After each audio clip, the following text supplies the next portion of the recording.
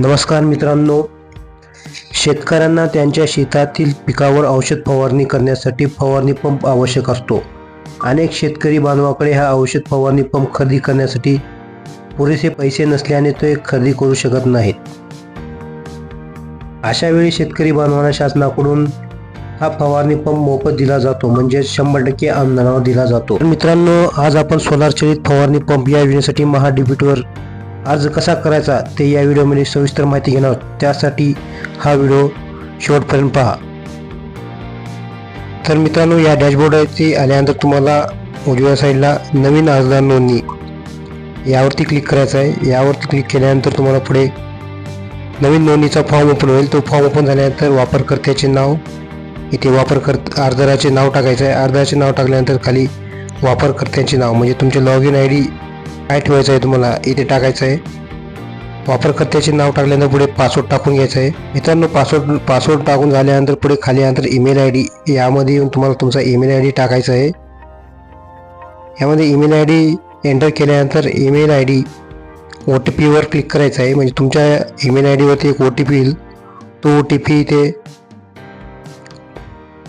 प्रविष्ट करायचा आहे. तो OTP इथे टाकल्यानंतर पुढे तुम्हाला ईमेल ID OTP तपासा यावरती क्लिक करायचं आहे. मित्रांनो, OTP टाकून झाल्यानंतर खाली मोबाईल क्रमांक टाकायचा आहे. मोबाईल क्रमांक टाकल्यानंतर पुढे मोबाईलवरती तुमचा OTP येईल. तो OTP इथे एंटर करायचा आहे.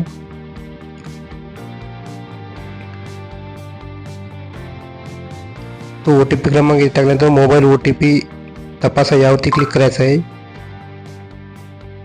यावरती क्लिक केल्यानंतर मित्रांनो, तुम्हाला कॅप्चा टाकून घेऊन पुढे नोंदणी करा यावरती क्लिक करायचं आहे. नोंदणी केल्यानंतर मित्रांनो, तुमची अशा प्रकारे नोंदणी झाली आहे. आता पुढे आपल्याला पूर्ण फॉर्म भरून घ्यायचा आहे. आता वापरकर्ता ID यावरती क्लिक करायचं आहे.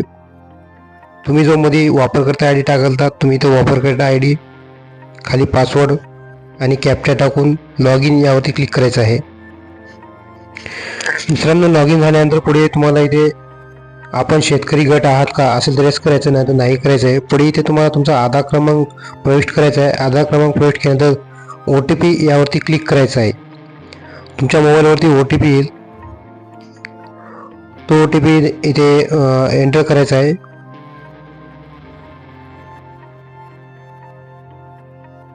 तो OTP टाकून OTP तपासा यावरती क्लिक करायचं आहे. यावरती क्लिक केल्यानंतर मित्रांनो, पुढे तुम्हाला परत अर्जदार लॉग इन झाले. परत तुम्हाला अर्जदार लॉग इन करायचं आहे. लॉग इन केल्यानंतर मित्रांनो, तुम्हाला पुढे तुमचा प्रोफाईल ओपन होईल. प्रोफाईल पूर्ण भरून घ्यायचं आहे आपल्याला. इथे क्लिक करा यावरती क्लिक करायचं आहे. यावरती क्लिक केल्यानंतर तुम्हाला इथे आधारनुसार माहिती भरा यावरती क्लिक करून तुमचा आधार पूर्ण तुमच्या आधारची माहिती येईल. तुमची आधारची माहिती आल्यानंतर खाली मित्रांनो पहिले नाव, वडिलांचे नाव, आडनाव इथे टाकून घ्यायचं आहे.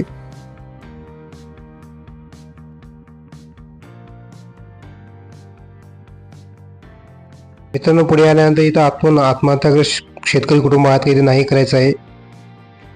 पुढे आपण भारतीय संरक्षण दलाचे आहेत का नाही करायचं आहे. पुढे इथे तुमचे जातीचा तपशील टाकून घ्यायचं आहे.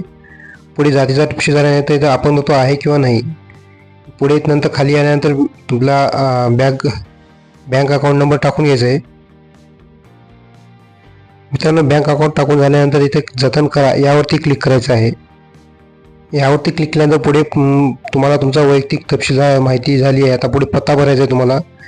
तुमचा इथे पूर्ण कायमचा पत्ता आणि पत्रव्यवहाराचा पत्ता भरून घ्यायचा आहे. मित्रांनो, पत्ता भरून झाल्यानंतर जतन यावरती क्लिक करायचं आहे. जतन यावरती क्लिक केल्यानंतर पुढे तुम्हाला इथे तुमचा जमिनीचा तपशील इथे जमिनीचा तपशील टाकून घ्यायचा आहे. इथे त्यानंतर खाली 8 खाते क्रमांक टाकायचा आहे. खाते क्रमांक टाकल्यानंतर पुढे कृषी जमीन क्षेत्र तुमच्या 8 वरती जेवढे क्षेत्र आहे तेवढे ते टाकून घ्यायचं आहे.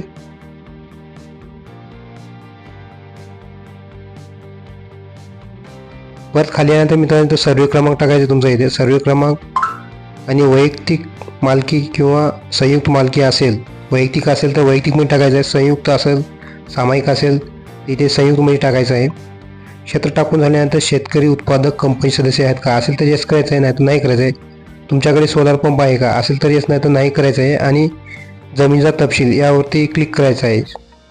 तुमची परत अजून माहिती भरायची असेल तर तुम्ही त्याच गावात सर्वे क्रमांक जोडा यावरती क्लिक करायचं आहे, नाहीतर तुम्ही पुढे जा यावरती क्लिक करायचं आहे. यावर क्लिक केल्यानंतर तुम्हाला मित्रांनो इथे पिकांचा तपशील निवडायचा आहे, हंगाम निवडायचा आहे, खरीप, बहुवार्षिक जो असेल तो हंगाम निवडल्यानंतर तुम्हाला इथे तुमचे पीक प्रकार निवडल्यानंतर पुढे पीक विमा निवडायचा आहे. असे करून तुम्ही पीक निवडल्यानंतर मित्रांनो पिकांचा समावेश करा यावरती क्लिक करायचं आहे. पुढे जा यावरती क्लिक करायचं आहे. यावरती क्लिक केल्यानंतर तुमच्या पिकाची माहिती यशस्वीरित्या सेव्ह झाली आहे. आता मित्रांनो इथं प्रोफाईल स्थिती आली आहे, खाली सुचवलेले पात्र योजना अर्ज करा यावरती क्लिक करायचं आहे.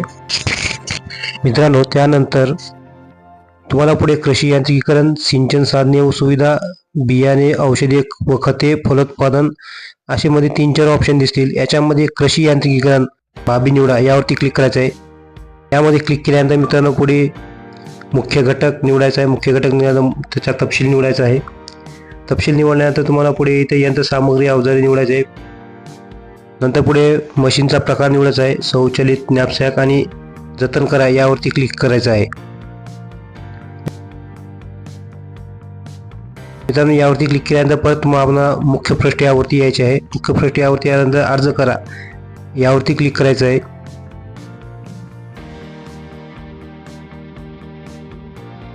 यावर क्लिक केल्यानंतर पुढे तुम्हाला मित्रांनो अर्ज सादर करा यावरती क्लिक करायचं आहे. यावरती क्लिक केल्यानंतर तुम्हाला पहा यावरती क्लिक करायचं आहे. यावरती क्लिक केल्यानंतर प्राधान्य क्रमांक द्या यावरती क्लिक करून तुमचे जर अनेक अर्ज असतील तर 1, 2, 3 प्राधान्य क्रमांक द्यायचा आहे आणि अर्ज सादर करा यावरती क्लिक करायचं आहे. मित्रांनो अर्ज सादर झाला आहे. अर्ज सादर झाल्यानंतर पुढे तुम्हाला मेक पेमेंट यावरती क्लिक करायचं आहे. यावरती क्लिक केल्यानंतर तुम्ही तुमचे फोनपे किंवा कार्डाने पेमेंट करून घ्यायचं आहे. पेमेंट झाल्यानंतर प्रिंट रिसिप्ट यावरती क्लिक करायचे. प्रिंट पाहिजे असेल तर प्रिंट रिसिप्ट करायचं आहे. मित्रांनो अशा प्रकारे तुमचा ऑनलाईन अर्ज झाला आहे. आता आपण अर्ज झाला आहे की नाही बघण्यासाठी तुम्हाला इथं मी अर्ज केलेल्या बाबी यावरती क्लिक करायचं आहे. यावरती क्लिक केल्यानंतर पुढे मित्रांनो तुम्हाला अर्जाचे प्रलंबित फी, छाननी अंतर्गत अर्ज आणि मंजूर अर्ज आणि नाकारलेले अर्ज असे 4 ऑप्शन दिसतील. याच्यामध्ये अर्जाची प्रलंबित फी म्हणजे तुम्ही फी पेमेंट करायचे बाकी असलेले, आणि छाननी अंतर्गत अर्ज म्हणजे तुम्ही जे केलेले अर्ज आहेत तो अर्ज. यामध्ये तुम्हाला पोच पावती पाहिजे असेल तर पोच पावती आहे. पोच पावतीवरती डाउनलोड क्लिक करून पोच पावती प्रिंट काढून घ्यायची आहे. मित्रांनो अशा शासनाच्या विविध योजना व इतर माहितीसाठी या यूट्यूब चॅनेलला सबस्क्राईब करा व लाईक करा. हा व्हिडिओ आवडल्यास या व्हिडिओला शेअर नक्की करा. धन्यवाद.